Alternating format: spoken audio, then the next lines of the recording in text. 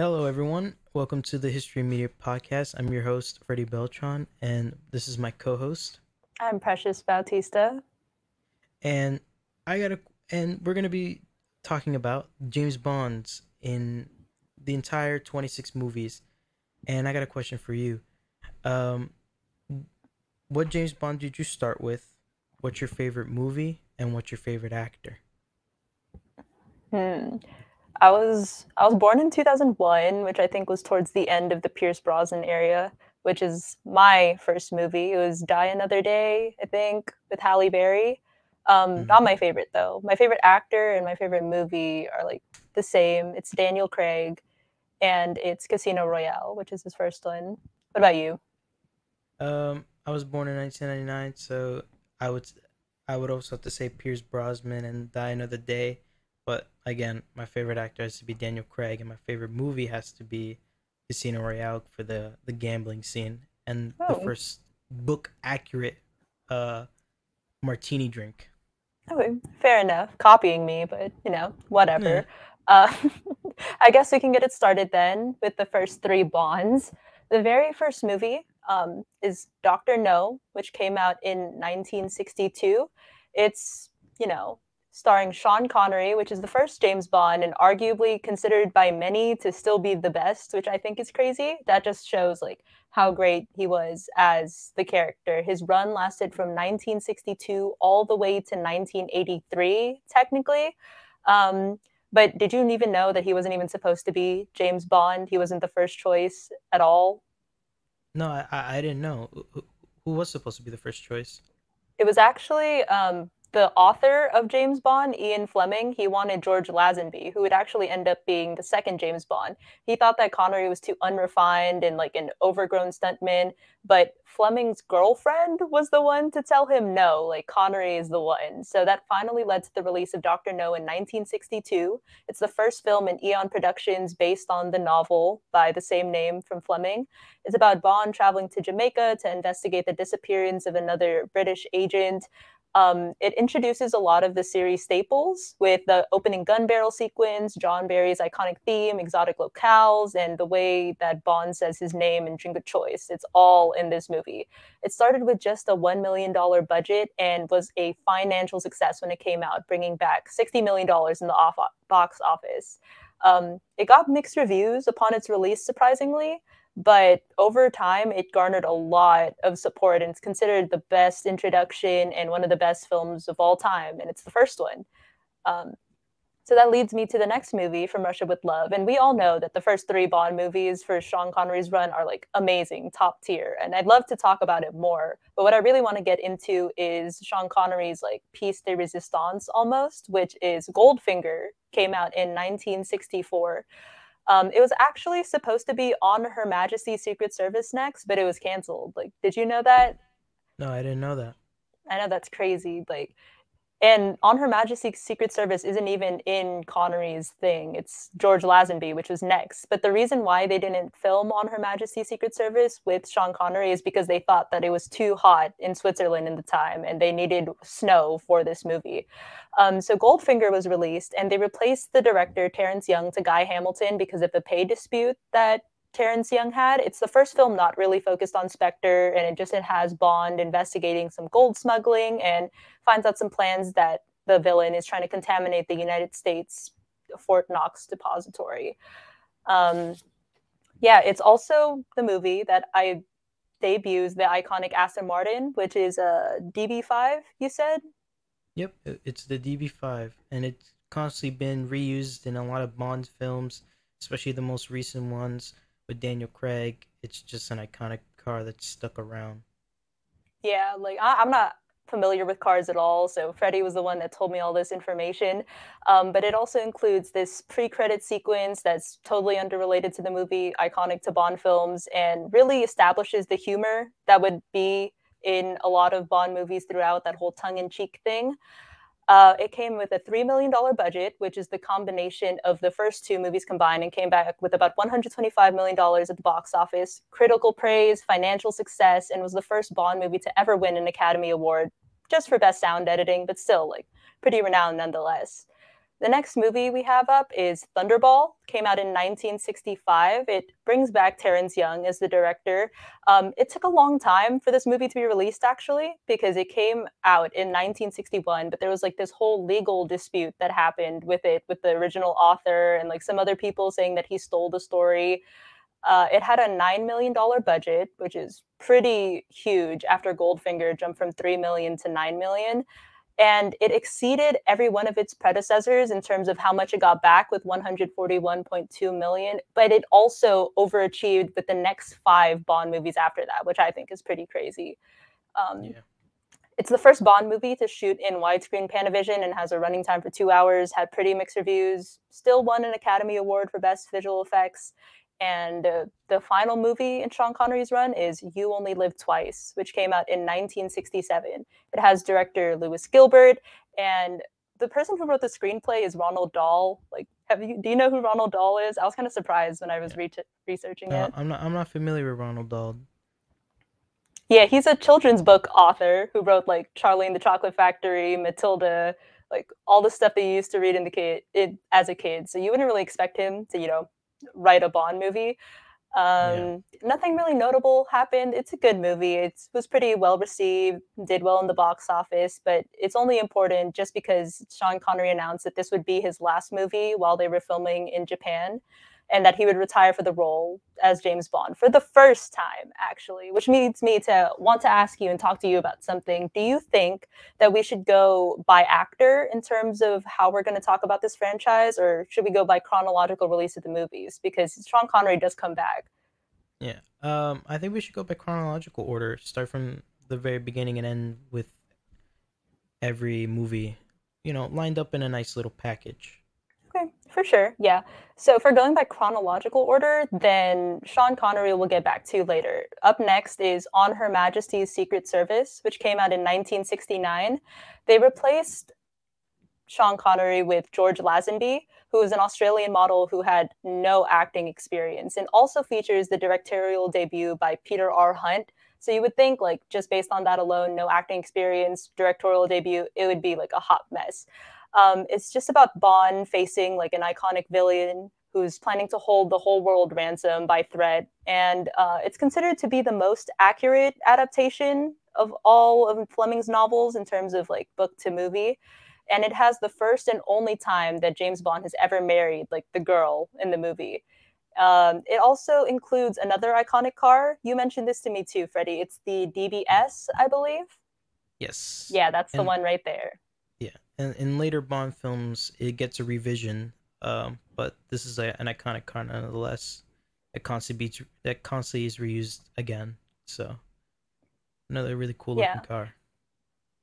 that's dope. I know nothing. Looks the same as the last one to me, but to each their own. Pretty cool fact nonetheless.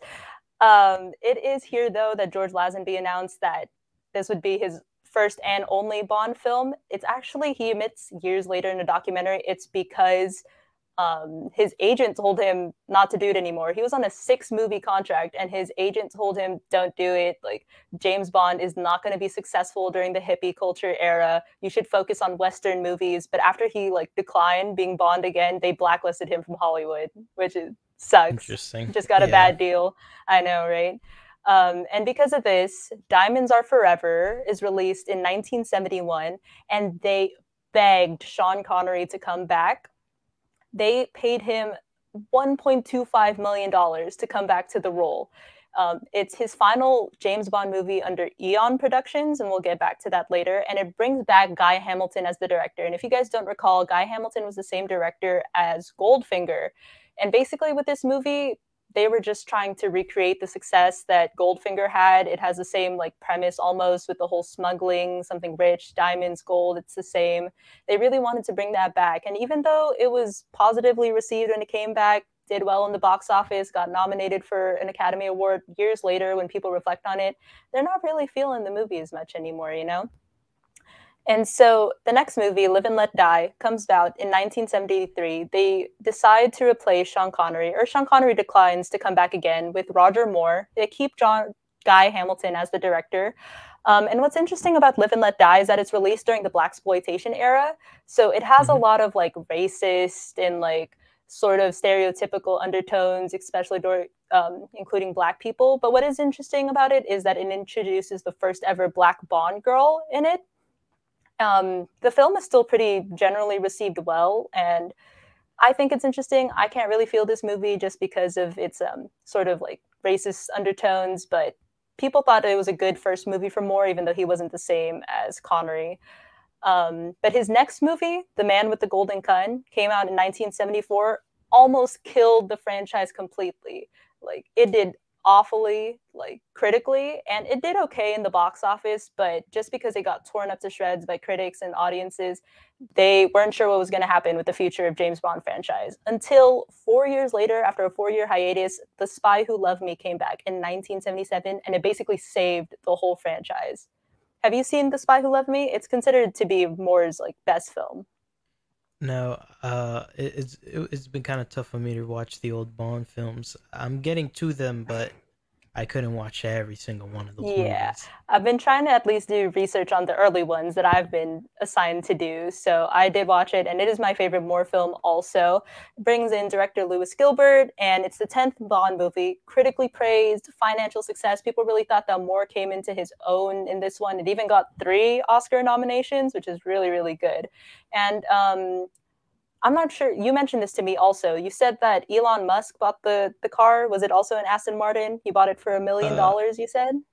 yeah, he did buy it for $1 million, but this is not an Aston Martin car. Not every Oh, Bond movie uh has an Aston Martin car. Some of them have Fords, and this this one, the couple bought it in a storage unit for $100. They didn't know what they had in their hands, and then when they sold it off in an auction, Elon bought it for $1 million. that's insane. The profit off of that, and the fact that $1 million is like pennies to Elon Musk. But good for them, honestly. But speaking, of Elon Musk, that reminds me of space, which leads me to the next movie, Moonraker, which came out in 1979. It's the last Lewis Gilbert directed movie.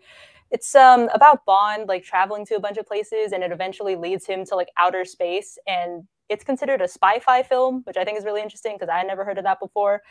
It was made during the Star Wars craze, which is why everybody wanted it. It had a production cost of like a huge amount, $34 million, and came back with 210 in the box office. Then we have For Your Eyes Only, 1981, directorial debut of John Glenn. It's all right, but what I really want to talk about for a second, Freddie, is this next movie because I think the title of this movie is ridiculous. And I don't think, I want to say that it didn't age well, but I feel like it was still outrageous for 1983, which came out, which would be Octopussy.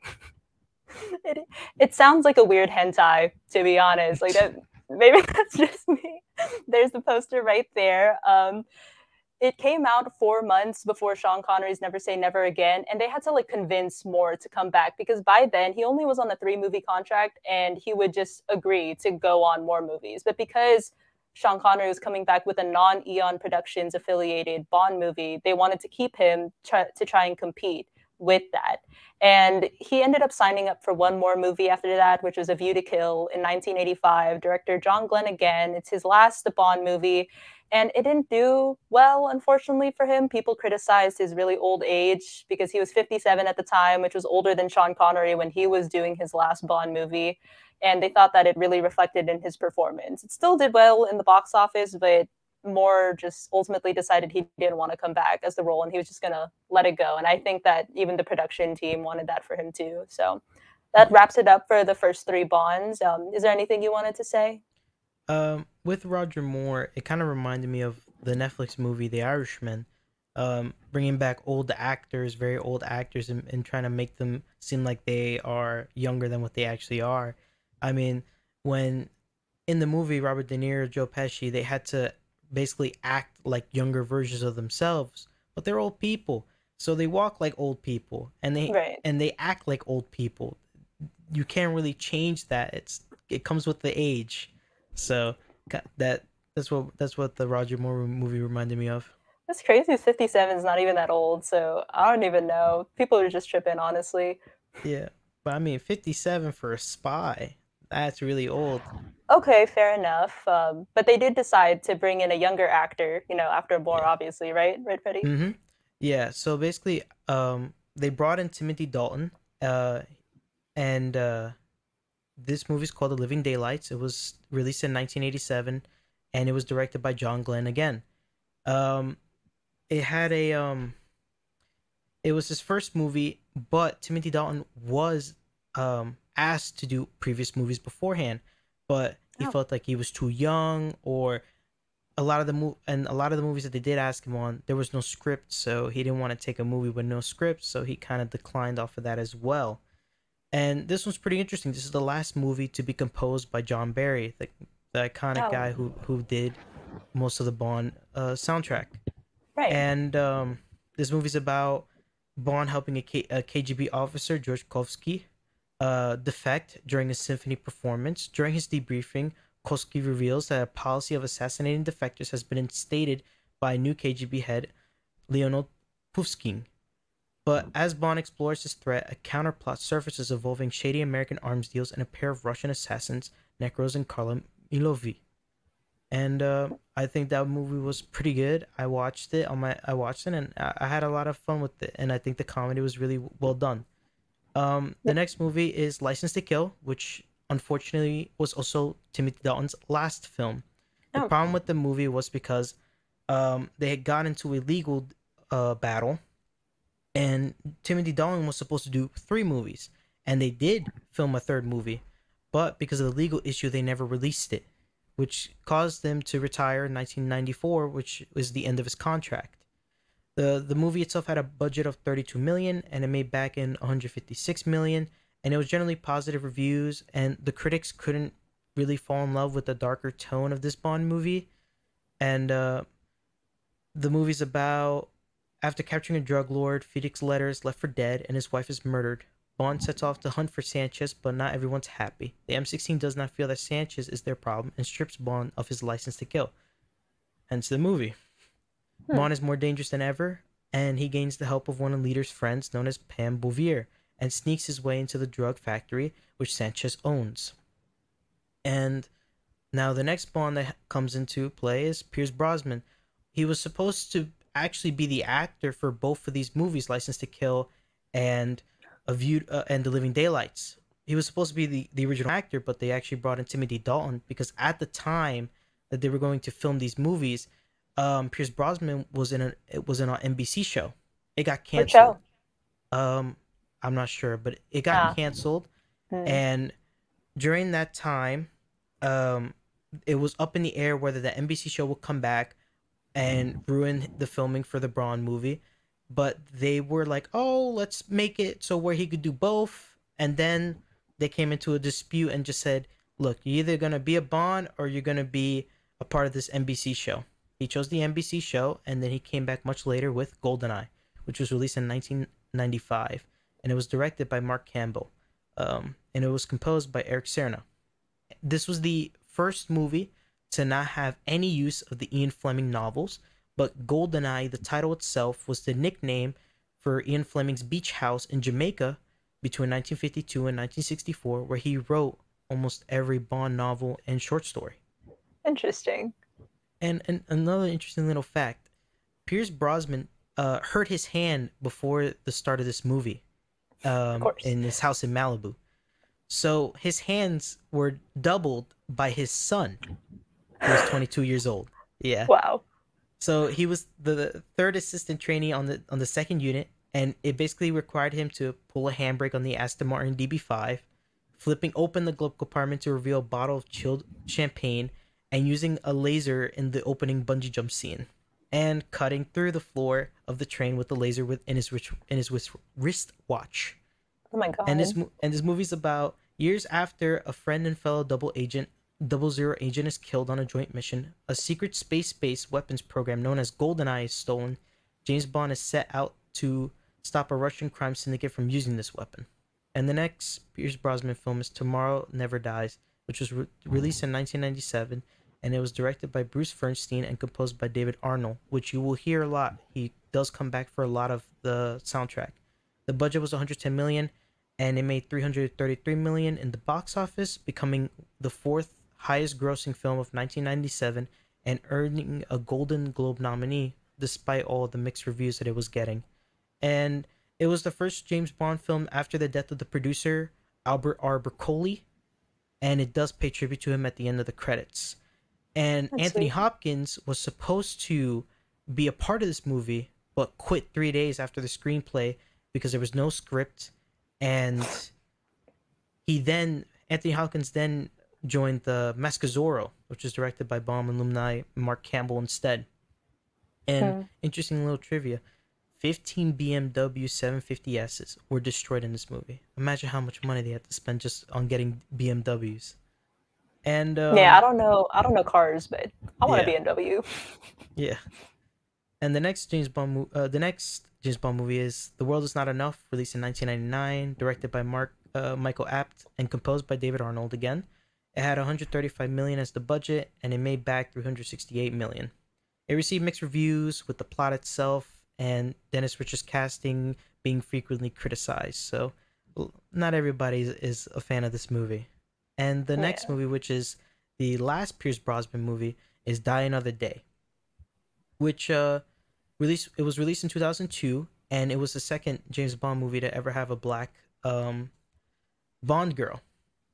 The movie itself had a 142 million budget and made back 431.9 million. And this movie specifically marked the 40th anniversary for James Bond's films, and in, Oh. and the film includes references to each of the preceding films. So this was just a big culmination of every film. But this movie was also pretty interesting. It brought over I think another Aston Martin, and this one had really heavy CGI because they had to do invisibility for that Aston Martin, and it didn't look so hot. It was a pretty not great, and Hmm. a lot of critiques were on the CGI. And this movie is about Hmm. James Bond is investigating the connections between North Korean terrorists and a diamond mogul who is funding the development of international space weapons. So, Hmm. this movie, the last James Bond movie, was the last movie to ever talk about the Russians in terms of the Cold War aspect of it. So that's why this movie talks about Yeah, North Korea instead. And the next James that Bond, makes sense. everybody knows, in 2006, it was Casino Royale, and it was the first movie of Daniel Craig. And an interesting story was My Daniel boy. Craig wasn't even supposed to take this movie. He was gonna Ah. turn it down. Yeah. Hmm. Apparently, he initially rejected it. Didn't want to do anything with it, but he changed his mind after he read the final script, the finished script. This was the most iconic movie. the The gambling scene is fantastic. The torture scene was hilarious when he was asking him to scratch his nuts. Right. Right. Yeah. This movie also has a Guinness World Record attached to it. The car that they used was the DBS, but it was a much updated model of the DBS, making it a lot harder to flip over, which is exactly what they needed it to do. So instead, what they did was they put a gas canister under the Aston Martin, but most of the time you would test it and see how much you would need in terms of pressure to flip the car. They didn't do that. So when the Mhm. car flips, it does full 7 rolls and then comes to a stop, and that's Right. why it won the Guinness World Record in 2006. And What a the, random record. I know, and this is the rendition of the Vesper Martini, which is the most book accurate version of the martini. Which is, if anybody wants to drink it, it's 3 ounces of gin, 1 ounce of vodka, and half an ounce of dry vermouth with a lemon peel for garnish. And Daniel Craig also lost two front teeth during this film, and the dentist had to fly from London to Paraguay to replace them. Mm-mm. And the premise of this movie is, after earning the 00 status and license to kill, secret agent James Bond sets out for his first mission as 007. Bond must defeat a private banker funding terrorists in a high stake game of poker at Casino Royale. Bond falls in Right. love with Vesper Lind, a Treasury employee assigned to provide the money he needs for the game. The film, be- the film begins a story arc that continues over to the 2008 film Quantum of Solace, which is directed by Right. Mark Forster and composed by David Arnold again. This title was chose from a short story For Your Eyes Only, and the budget was around 200 million, and it made about $89.6 million. And this movie was generally mixed, but everybody loved Daniel Craig's performance, and the film's action sequence were criticized, and it felt more realistic and the darker tones, which people Eh, don't like about James Bond films. They like it to be more lighthearted. right. We can just, Um, kick it off to the next movie. yeah. So the next movie was Skyfall. Skyfall was released in 2012 and was directed by Sam Mendes and composed by Tom Newman. The budget was around 150 million, but it made back a ridiculous 1.1 billion dollars. And not only that, it is stayed as the top grossing Bond film, and no other Bond film after Skyfall would ever make that money back. It Hmm. won. It had seven accolades, including two Academy Awards, two BAFTA Awards, two Grammy Awards, and it got overwhelmingly positive reviews. It is the best. And there was a commercial for the Olympics that had Queen Elizabeth II, Everybody where they loves drop Adele. in with she drops in with Daniel Craig from a helicopter, which is hilarious to me. Yeah. Uh, the next two movies, Spectre was kind of alright. Right. Um, Overall, in general, it's kind of just a whatever movie, but it did make a lot of money back. And Hmm. then, No Time to Die, the final James Bond movie and the final Daniel Craig movie. He was the most emotional there, and it was directed by Karijogi Fukunaga, and it was composed by Hans Zimmerman. So that was no more David Arnold, um, and this was the last Daniel Craig movie that everybody knows, and in general, um, now this movie only made 333 million back, but because of COVID, it's understandable, and it Yeah. kind of sucks. I think we But get that. yeah, but I think in general, I'm super excited for the next James Bond. I heard it's supposed to be a female, and let's see what happens to the entire franchise after. Yeah, I'm super excited for that. So, make sure let everyone know like what your favorite Bond movie is, what your first one is. But tune in for the next episode. I think we're talking about Star Wars next. Is that right, Freddie? Yep, and I got my Yeah, big Yoda plushie in the back, right. baby So Yoda, everybody look forward to that. Thank you so much for listening to the Media History Podcast. I'm Precious Bautista. That's and I'm Freddy Freddie. Beltran. Exactly. So thank you guys so much for watching, and I hope you have a great rest of your day. Peace. Peace.